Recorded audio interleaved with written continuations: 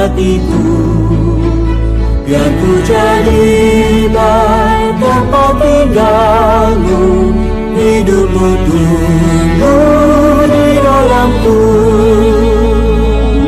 Ku mau mirip kau seperti teladanmu, juru selamatku, lampu cinta. Teguh dan manis tak pernah rubah, bentukmu bukit di hatiku.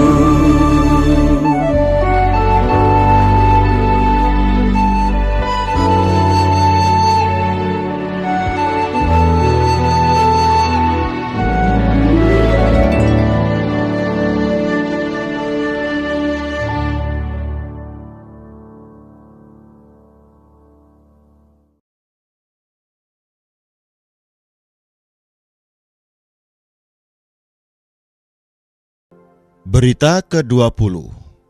Keperluan orang yang di bawah perbudakan dosa. Pembebasan hayat.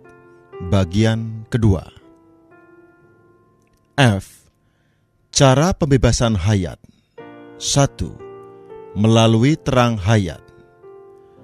Bagaimana Tuhan Yesus membebaskan kita dari dosa? Ia melakukannya melalui masuk ke dalam kita sebagai terang hayat. Terang ini bukan di luar kita, tetapi di dalam kita.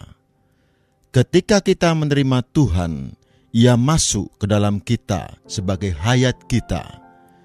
Hayat yang tinggal di dalam kita ini kini menerangi batin kita. Berangsur-angsur, namun dengan spontan, terang hayat yang tinggal di dalam kita membebaskan kita. Dibebaskan dari belenggu dosa bukan perkara satu malam, melainkan memerlukan waktu. Walaupun Anda mungkin dihidupkan dalam 1 detik, namun dibebaskan dari dosa tidak sedemikian sederhana. Sebagai gambaran, kita bisa menggunakan masalah temperamen kita. Setiap orang mempunyai temperamen. Jika Anda tidak mempunyai temperamen, Anda bukan manusia. Meja tidak mempunyai temperamen. Tak peduli berapa kali Anda memukul meja, ia tetap tidak marah, karena meja tidak mempunyai temperamen untuk marah. Namun bagaimana dengan Anda? Setiap orang sedikit banyak mempunyai temperamen, dan temperamen ini adalah ekspresi pertama sifat ular kita. Ekspresi utama iblis di dalam kita ialah temperamen kita. Ketika seseorang marah, ia berwajah ular. Tidak seorang pun yang kelihatan seperti malaikat bila ia marah. Ketika Anda marah-marah kepada istri Anda kelihatan seperti setan. Ketika seorang ibu yang baik marah kepada anaknya, si anak akan ketakutan sebab ibunya kelihatan seperti setan. Ketika kita marah, sifat alami ular diekspresikan. Temperamen kita sangat mengganggu kita, merepotkan kita sepanjang waktu. Selama 50 tahun sebagai seorang Kristen yang menuntut, tidak ada hal lain yang menyulitkan saya selain temperamen saya. Betapa sulit lepas dari temperamen saya. Dari pengalaman saya dapat bersaksi bahwa sejak Tuhan Yesus masuk ke dalam saya, Ia menjadi hayat saya. Hayat ini terus-menerus menerangi batin saya. Tuhan Yesus semakin menerangi batin saya makin bebas dari temperamen saya. Kadang-kadang ketika saya marah, terang ini bersinar dengan kuat. Pernahkah Anda mengalami perkara seperti ini? Pada saat Anda marah-marah kepada istri Anda, terang bersinar. Orang yang tidak percaya semakin marah, semakin kehilangan kendali. Namun kita, orang-orang Kristen yang menuntut, ketika ingin marah, kita menemukan bahwa temperamen kita semakin berkurang. Kadangkala, seorang saudara atau saudari dihentikan oleh penyinaran batin ketika ia marah. Kadang-kadang penyinaran batin mengalahkannya, membunuh sifat ular. Setelah melewati pengalaman selama 50 tahun, saya dapat mengatakan bahwa sekarang saya sulit marah. Selama 50 tahun, sinar radium surgawi telah membunuh sifat ular dalam temperamen saya. Pengobatan dengan sinar radium diterapkan untuk beberapa penyakit. Si pasien duduk di bawah sinar radium dan sinarnya ditransfusikan ke dalamnya. Kita memiliki sinar radium surgawi di dalam kita, dan sinar radium ini membunuh sifat ular. Inilah terang hayat yang membebaskan kita dari perbudakan dosa. 2. Melalui Putra sebagai realitas. Kita dibebaskan dari dosa bukan hanya oleh sinar terang hayat, tetapi juga oleh Putra sebagai realitas atau kebenaran. Yohanes pasal 8 ayat 32 dan 36. Kebenaran di sini bukan sebutan kebenaran secara doktrin, melainkan realitas perkara ilahi, yaitu Tuhan sendiri. Yohanes pasal 14 ayat 6, pasal 1 ayat 14 dan ayat 17. Dalam Yohanes pasal 8 ayat 32, kita diberitahu bahwa kebenaran atau realitas itu akan memerdekakan kamu. Dalam Yohanes pasal 8 ayat 36 dikatakan, "Jadi apabila anak itu memerdekakan kamu, kamu pun benar-benar merdeka." Ini membuktikan bahwa Putra, yaitu Tuhan sendiri, adalah kebenaran. Karena Tuhan adalah penjelmaan Allah, Kolose pasal 2 ayat 9. Dia adalah realitas apa adanya Allah. Jadi, realitas adalah unsur ilahi Allah yang dinyatakan oleh kita. Ketika Tuhan Sang Aku adalah yang agung ini masuk ke dalam kita sebagai hayat, Dia di dalam kita menyorotkan terang, membawakan unsur ilahi ke dalam kita sebagai realitas. Realitas ini adalah unsur ilahi yang disalurkan ke dalam kita. Ternyata konkret oleh kita, melepaskan kita dari perbudakan dosa melalui hayat Allah sebagai terang manusia. Anak Allah sebagai kepenuhan Allah adalah realitas. Ketika Ia bersinar di dalam kita sebagai hayat, Ia menggarapkan realitasnya, unsur ilahinya ke dalam manusia kita. Ini bukan sekedar penyinaran, lebih-lebih penyinaran yang membawakan realitas apa adanya Allah ke dalam manusia kita. Pada akhirnya, hari demi hari dan tahun demi tahun, unsur ilahi ini akan tersimpan dalam manusia kita. Dengan demikian, dalam manusia kita akan terdapat sejumlah realitas ilahi. Tak seorang pun dapat menyangkal hal ini. Sebagai seorang Kristen yang menuntut selama 50 tahun lebih ini, saya tidak mengatakan bahwa saya tidak dapat jatuh atau tersandung. Boleh jadi besok saya akan tersandung oleh istri saya yang tercinta atau oleh salah seorang saudara.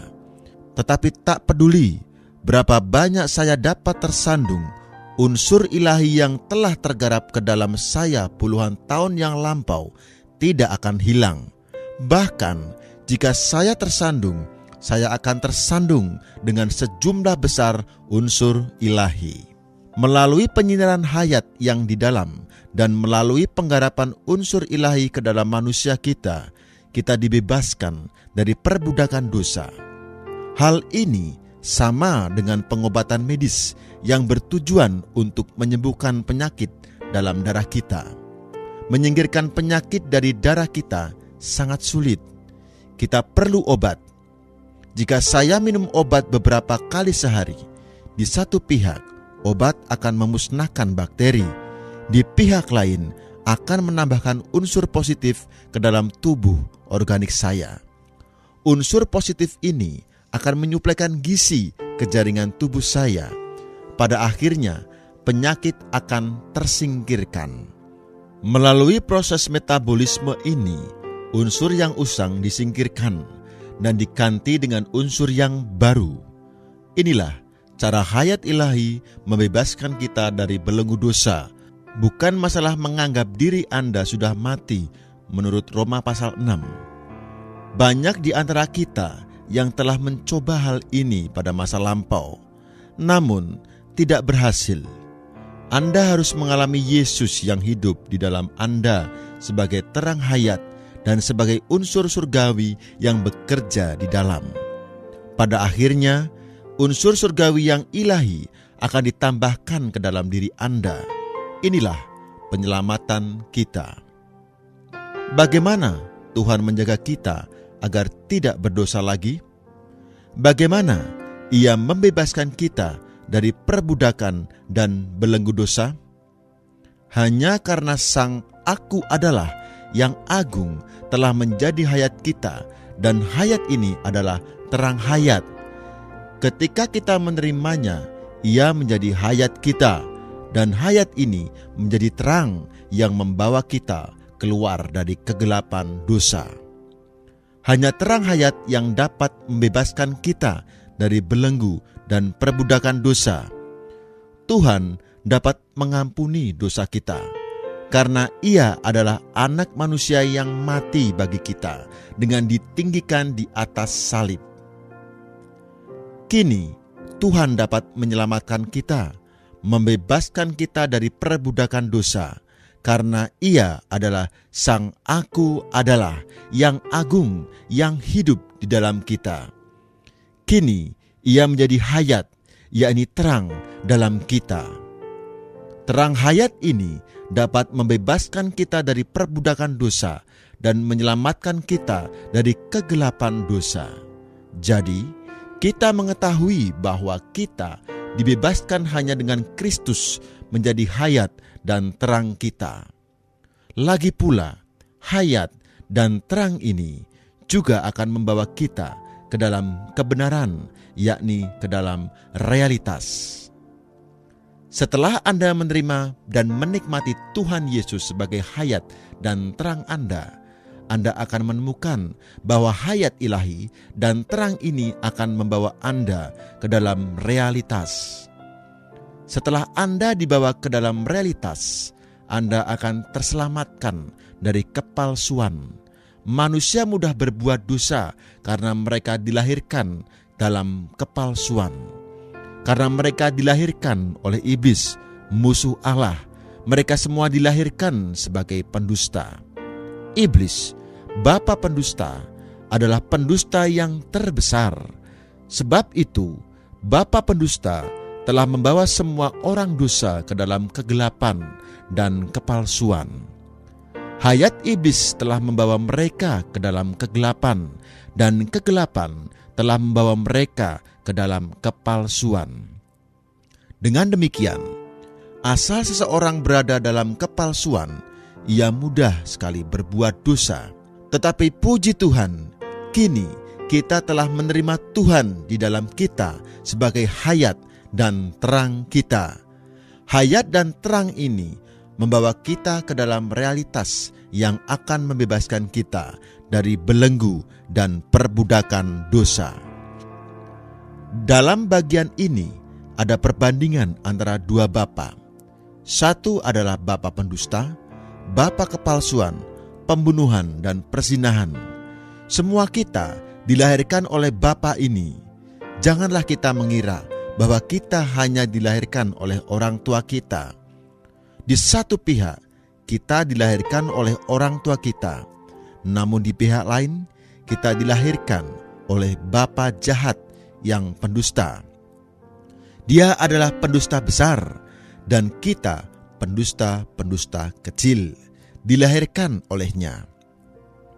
Kamu berasal dari bapakmu, yaitu iblis. Yohanes pasal 8 ayat 44. Kita dilahirkan dari bapa pendusta ini, maka sejak lahir kita adalah anak-anak pendusta. Jangan mengira kita dilahirkan sebagai orang Amerika atau Cina. kita masing-masing dilahirkan sebagai pendusta.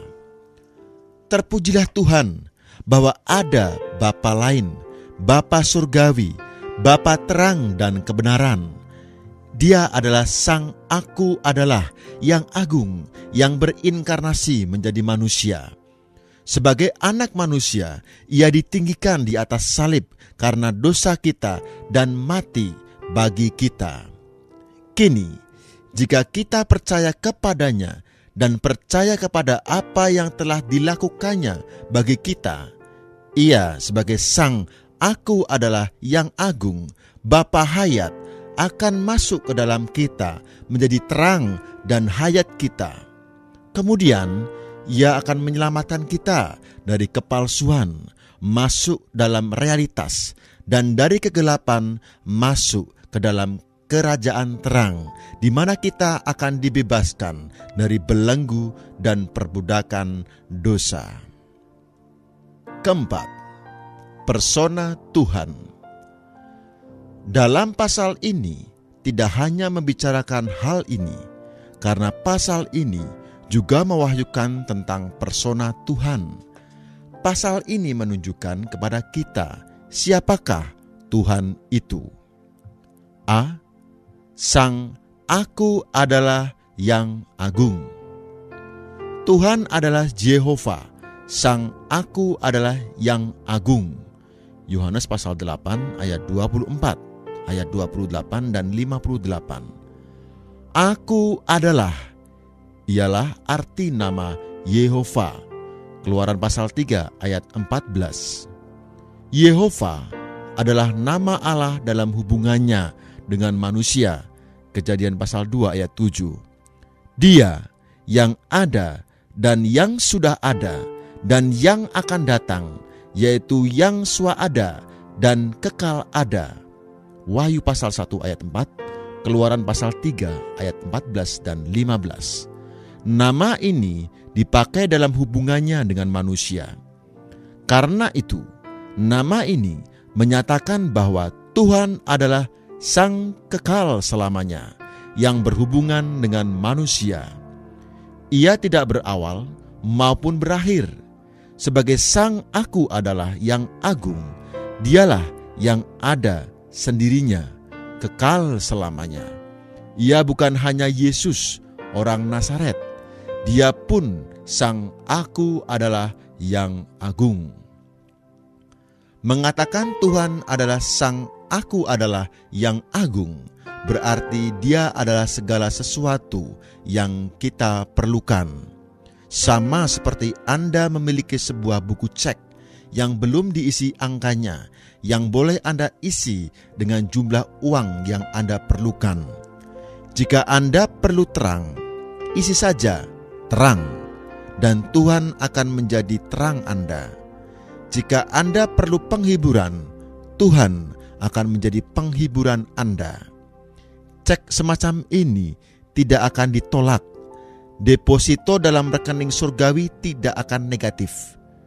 Beranikanlah menulis dalam jumlah yang besar. Terserah apa yang Anda tulis. Tuhan adalah segala keperluan Anda. Sekarang terserah kepada Anda.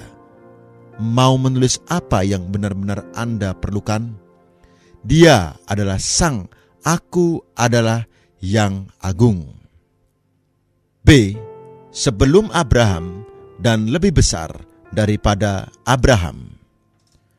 Sebagai Sang Aku Adalah yang agung, Allah yang kekal, Tuhan ada sebelum Abraham dan lebih besar daripada Abraham. Yohanes pasal 8 ayat 53. Orang Yahudi tidak mengerti hal ini dan bertengkar dengan Tuhan.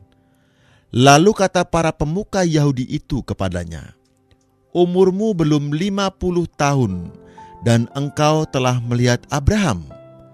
Kata Yesus kepada mereka, "Sesungguhnya aku berkata kepadamu, sebelum Abraham ada, aku telah ada." Yohanes pasal 8 ayat 57 sampai 58. Menurut bahasa aslinya, kata-kata "aku telah ada" seharusnya diterjemahkan Aku adalah. Menurut tata bahasanya terasa aneh karena Tuhan berkata, Aku adalah. Ini dalam bentuk kala kini, present tense, bukan dalam bentuk kala lampau. Namun, Dia adalah sang masa kini, sang Aku adalah yang agung. Baik lampau, kini, atau kelak, Dia selalu sang sekarang ini. C. Putra sebagai realitas.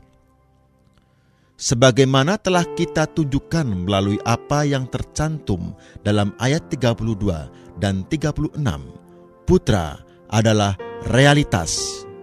Tuhan adalah Putra sebagai realitas untuk menyalurkan semua unsur ilahi ke dalam orang-orang yang percaya kepadanya. D. Anak manusia. Aspek lain Tuhan ialah Dia adalah anak manusia.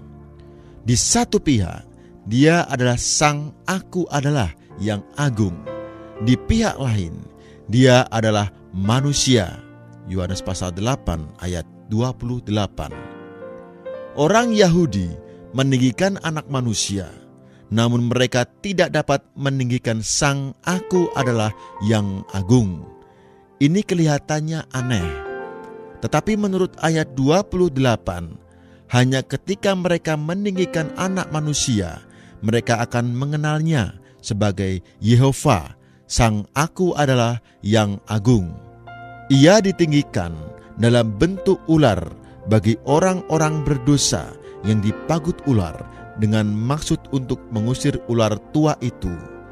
Yohanes pasal 3 ayat 14, pasal 12 ayat 31 dan 34, Wahyu pasal 12 ayat 9 dan Wahyu pasal 20 ayat 2. Ia ditinggikan untuk menanggulangi sifat ular dan ular itu sendiri.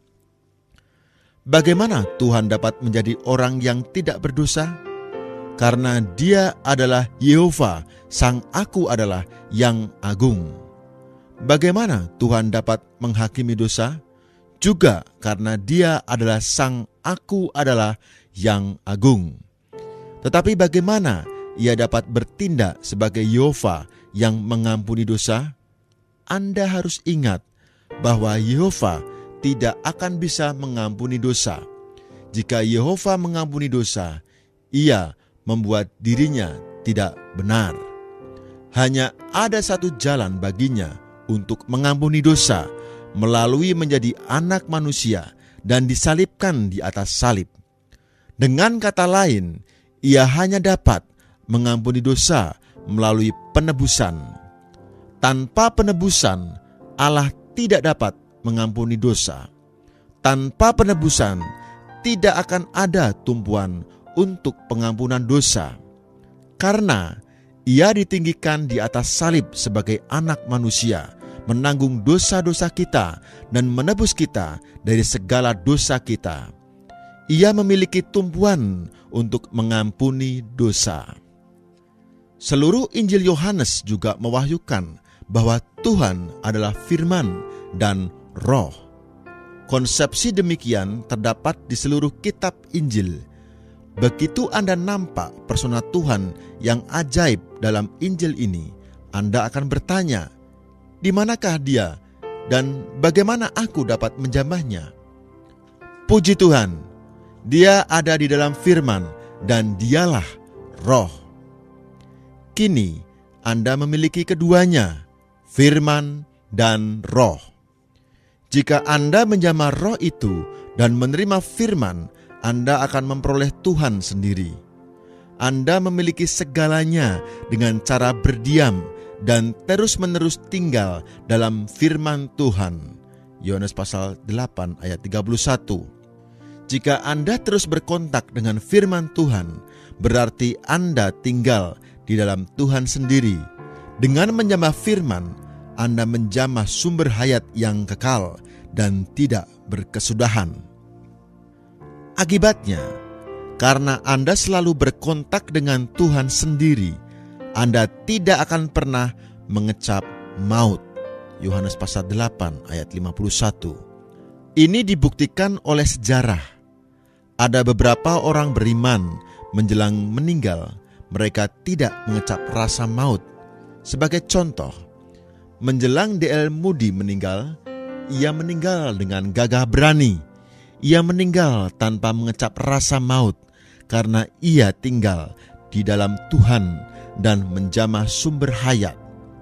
Demikian pula, bila kita mau berdiam dan terus tinggal dalam firman Tuhan, kita pun akan menjamah sumber hayat sepanjang waktu.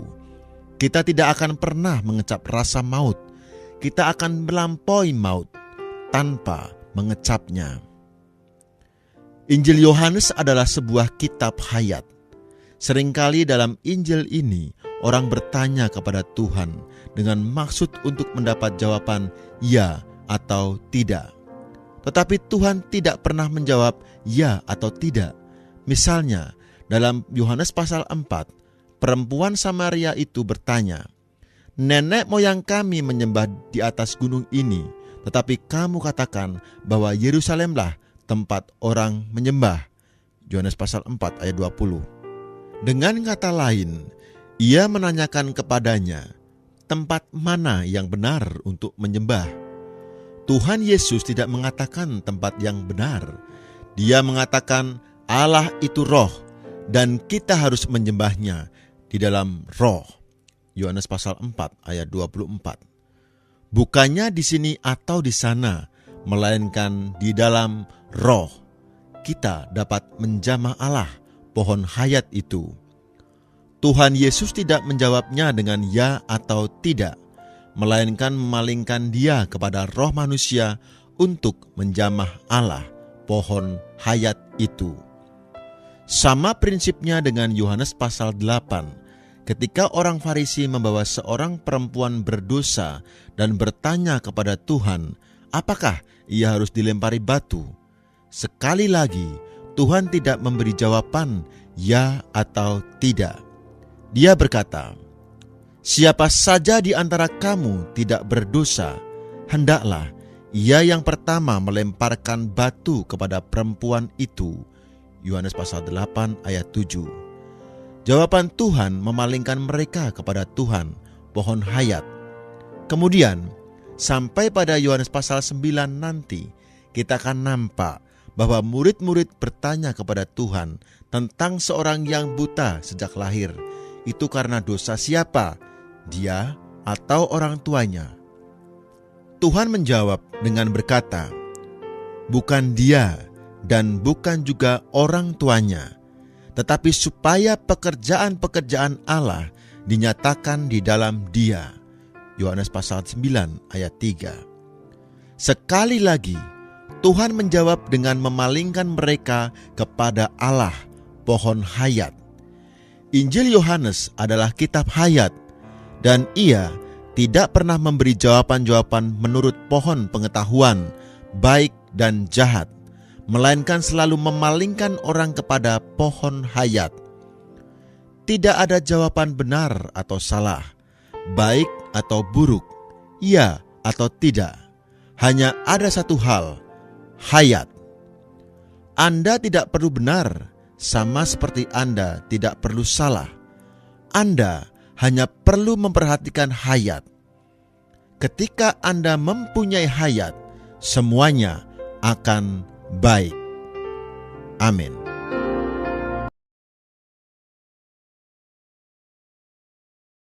Memang saudara-saudara dan saya harus percaya dulu bahwa kalau kita menjadi orang usia lanjut, menjadi tua, boleh masuk umur lebih dari 65 tahun, jadi itu memang sudah lansia, tambah tua itu merupakan anugerah dari Tuhan, kemurahan dari Tuhan, blessing ya sebenarnya, bukan beban, bukan juga sesuatu yang membuat kita jadi berat gitu, enggak.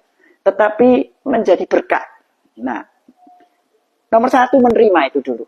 Kalau saya menjadi orang usiawan, orang senior, lansia, lanjut usia, itu karena Tuhan beranugerah pada saya. Sehingga saya boleh melampaui umur rata-rata 70 tahun ya. Alkitab berkata masa hidup kami 70, kalau kuat 80. Jadi saya merasa ya kalau seperti saya ini anugerah Tuhan sangat besar. Sebab saya sudah lebih dari 80. Tahun ini saya menjadi 83 tahun. Jadi kata kunci pertama di dalam kita menjalani usia lanjut ini dengan penuh syukur kepada Tuhan dan menikmati masa tua kita itu adalah dengan menerima dulu keberadaan kita sebagai seorang yang makin hari makin tua.